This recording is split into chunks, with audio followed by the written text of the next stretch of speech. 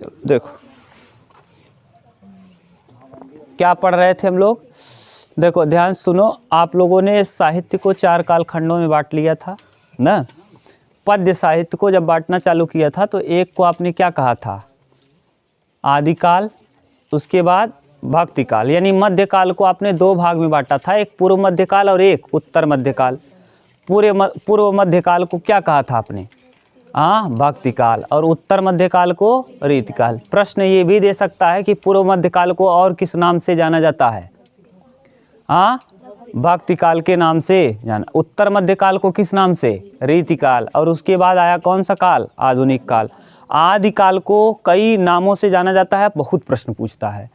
आदिकाल को वीरगाथा काल किसने कहा, डॉक्टर रामचंद्र शुक्ल ने। डॉक्टर रामचंद्र। चारण काल किसने कहा, जॉर्ज ग्रियर्सन। ठीक। राहुल सांकृत्यायन ने क्या कहा, सिद्ध सामंत काल। क्या कहा, सिद्ध सामंत काल। और आदिकाल को आदिकाल किसने कहा, हजारी प्रसाद द्विवेदी।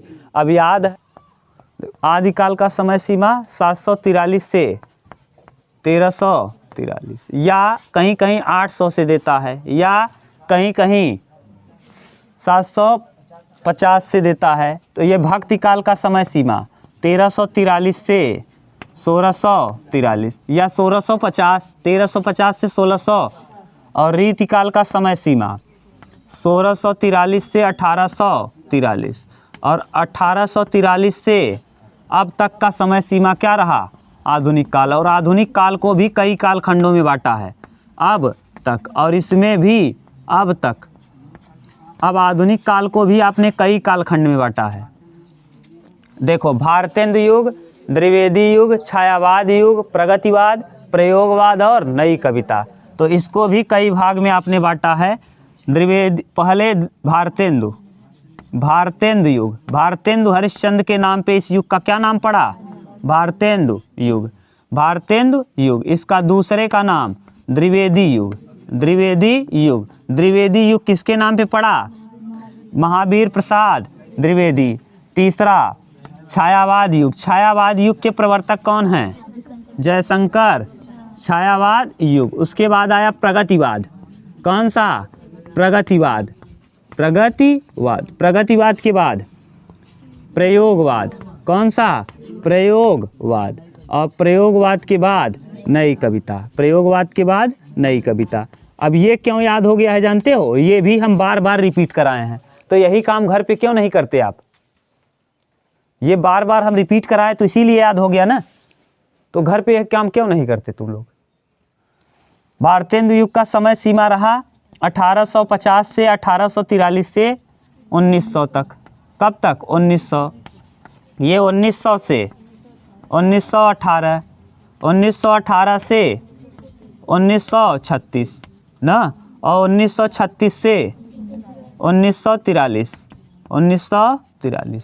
और 1943 से 1949, 1943 से 1949, या 1950, और 1950 से अब तक। ये नई कविता अब तक जो दौर चल रहा है नई कविता का है।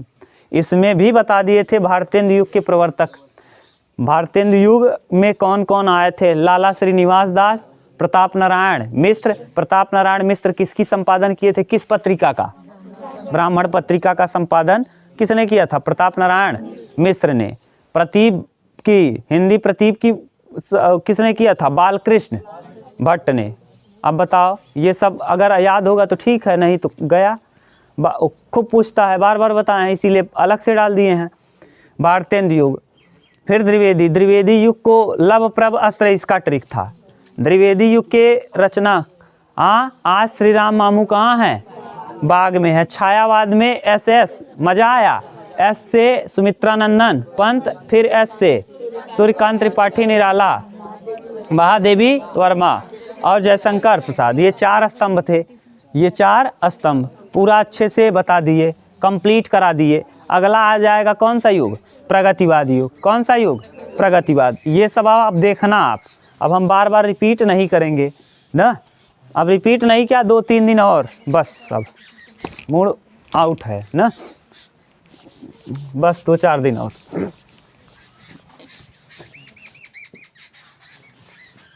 अल्टीमेटम मिल गया है ना, सविनय अवज्ञा आंदोलन कर देंगे महात्मा गांधी की तरह, बता दिए आपको पहले ही ना।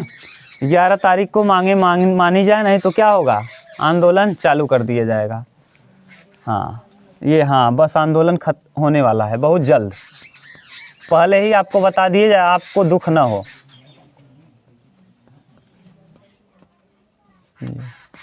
प्रगतिवाद युग, हम भी अपना कुछ काम करेंगे। चलो, प्रगतिवाद युग का समय सीमा रहा 1936 से 1943 तक ना। अब प्रगतिवाद में देखो, प्रगतिवाद संघ 1936 में स्थापना किया गया, किसका, प्रगतिवाद संघ का। और ये कहाँ अधिवेशन हुआ, लखनऊ में। प्रगतिवाद संघ का अधिवेशन कहाँ हुआ, लखनऊ में, और इसके अध्यक्ष बनाए गए मुंशी प्रेमचंद। तो ये प्रगतिवाद संघ का, प्रगतिवाद संघ का प्रगतिशील संघ, प्रगतिशील 1936 में प्रगतिशील संघ की स्थापना, प्रगतिशील संघ 1936। हाँ अरे प्रगतिशील संघ कब, 1936 ना। और कहाँ, लखनऊ में, किसमें, लखनऊ में। इसके अध्यक्ष कौन रहे, मुंशी प्रेमचंद, अध्यक्ष रहे मुंशी प्रेमचंद, मुंशी प्रेमचंद, मुंशी प्रेमचंद। चंद है, चंद्र नहीं, मुंशी प्रेमचंद ना। तो मुंशी प्रेमचंद, प्रगतिशील संघ का स्थापना कब किया गया, 1936 में, लखनऊ में, लखनऊ अधिवेशन में, लखनऊ अधिवेशन। और इसके अध्यक्ष कौन बनाए गए, मुंशी प्रेमचंद, मुंशी प्रेमचंद। ठीक, इसके प्रमुख लेखक हैं 4 ना, इसके मुख्य लेखक कितने हैं, 4। एक का नाम है क्या, केदारनाथ, केदारनाथ अग्रवाल, केदारनाथ अग्रवाल, केदारनाथ अग्रवाल, अग्रवाल। दूसरे हैं नागार्जुन, दूसरे का क्या नाम है, नागार्जुन, नागार्जुन, नागार्जुन। तीसरे हैं त्रिलोचन, त्रिलोचन। और चौथे का नाम है शिवमंगल सिंह, सुमन, इनका सुमन टाइटल है, शिवमंगल सिंह, शिवमंगल सिंह, शिवमंगल सिंह। और इनका टाइटल है क्या, सुमन, इनका टाइटल है सुमन, शिवमंगल सिंह, सुमन। तो ये 4 राइटर हैं किसके, प्रगतिवाद के। मुख्य राइटर यही हैं 4, केदारनाथ अग्रवाल, त्रिलोचन, नागार्जुन, शिवमंगल सिंह, सुमन, शिवमंगल सिंह, सुमन। याद करके रखना, केदारनाथ अग्रवाल, त्रिलोचन, नागार्जुन, शिवमंगल सिंह, सुमन। केदारनाथ अग्रवाल की रचनाएं लिख लो। दो रचनाएं कि 3 दिया है, देखो 2 रचनाएं हैं क्या इनकी ना, केदारनाथ अग्रवाल की नींद के बादल और युग की गंगा। नींद के बादल और युग की गंगा, इनकी 2 रचनाएं प्रसिद्ध हैं, जो पूछेगा। और युग की गंगा, युग की गंगा, ठीक, नींद के बादल और युग की गंगा। देखो नागार्जुन जो है ना, ये बहुत ही प्रसिद्ध कवि हैं ना। नागार्जुन की रचनाएं खूब आपको मिलेंगी जब आप अलंकार या क्या पढ़ेंगे, रस अलंकार पढ़ेंगे, तो वहाँ जो रचनाएं आएंगी ना, तो नागार्जुन का खूब मिलेगा ना, नागार्जुन का। दूसरा त्रिलोचन के विषय में देख लो, त्रिलोचन की कुछ रचनाएं ना, 1-2 रचनाएं इनकी जो फेमस है, जो हाई स्कूल में कभी कभार पूछ लेता है इस। हाँ, अब ये देखो, ज़्यादा आप रटने का प्रयास मत करना, अभी तक जितना पढ़ा है बस उधर ही पूछता है, ये वाला पूछता नहीं है। ठीक, धरती और मिट्टी की बारात, मिट्टी की बारात। अब देखो त्रिलोचन को मुक्तिबोध ने अवध का किसान कहा था ना। त्रिलोचन को मुक्तिबोध ने, किसने? मुक्तिबोध। ये टाइटल पूछता है कि इनको अवध का किसान किसने कहा? मुक्तिबोध। मुक्तिबोध ने इन्हें क्या कहा? अवध का किसान। तो इन्हें क्या कहा जाता है? अवध का। अवध कहाँ है? उत्तर प्रदेश में। अवध का विद्रोह बताए थे किसानों का ना, अभी बताए हैं। अब पूछ लें तो बता नहीं पाओगे। अवध का किसान, अवध का किसान विद्रोह। और बाबा रामचंद्र देव ये क्या थे? अध्यक्ष थे ना। गिरमिटिया मजदूर थे। क्या थे? गिरमिटिया मजदूर। ठीक। और कहाँ पर थे? फिजी में। फिजी की राजधानी सूबा ना। तो मुक्तिबोध ने इन्हें क्या कहा? अवध का किसान। अवध का किसान। लिख लो, लिखो। और कौन है अगले? नागार्जुन ना। संस्कृत में नागार्जुन को क्या, किस नाम से जाना जाता है?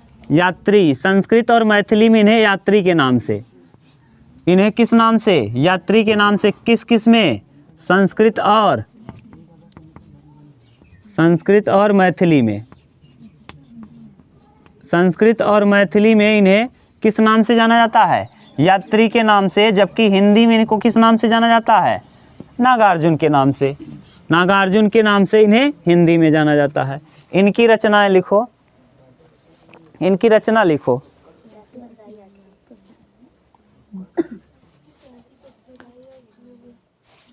नुक्कड़, हाँ, प्यासी पथराई आंखें और युगधारा।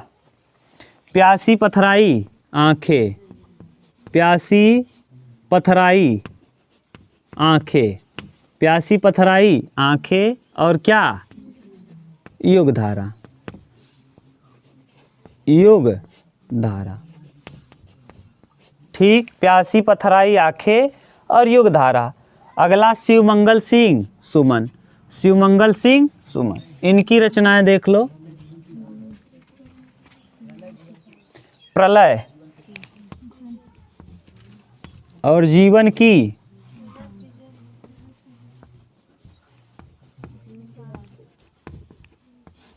और जीवन की गान। ठीक। देखो इससे प्रश्न न के बराबर पूछा जाता है। हम बार बार कह रहे हैं, क्यों कह रहे हैं? आप पढ़ो, उन चीज़ों को ज़्यादा पढ़ो। इसको केवल याद रखो कि ये हो सकता है पूछ ले, इसीलिए इसमें और राइटर हैं, नहीं लिखा है ना। और भी राइटर इसके अंतर्गत आते हैं, हमने नहीं लिखा है। रामधारी सिंह दिनकर को भी इसी में कभी कभी इंट्रोड्यूस कर देते हैं। तो आप जानते रहो, कहीं दिक्कत हो तो बताना। ठीक। तो अब आपको बता दिए प्रगतिवादी युग के 1936 से 1943, प्रगतिशील संघ 1936 में लखनऊ में, इसके अध्यक्ष कौन रहे? मुंशी प्रेमचंद। इसका केदारनाथ अग्रवाल, नींद के बादल और युग की गंगा। त्रिलोचन, मुक्तिबोध, अवध का किसान और धरती की। मुक्तिबोध ने इन्हें क्या कहा? अवध का किसान कहा। और धरती और मिट्टी का बारात। प्रलय और सृजन किसकी है? शिवमंगल सिंह की। और जय जीवन की गान किसकी है? शिवमंगल सिंह सुमन। प्रलय, सृजन और जीवन की गान शिवमंगल सिंह सुमन। ये किसकी रचनाएं हैं? समझ गए? ये था प्रगतिवाद। अब प्रगतिवाद के बाद अगला आ जाएगा क्या? प्रयोगवाद। प्रयोगवाद का समय सीमा रहा 43 से 49। 43 से 49, इसको उतार लो, तब हम लोग देख लेते हैं उसको।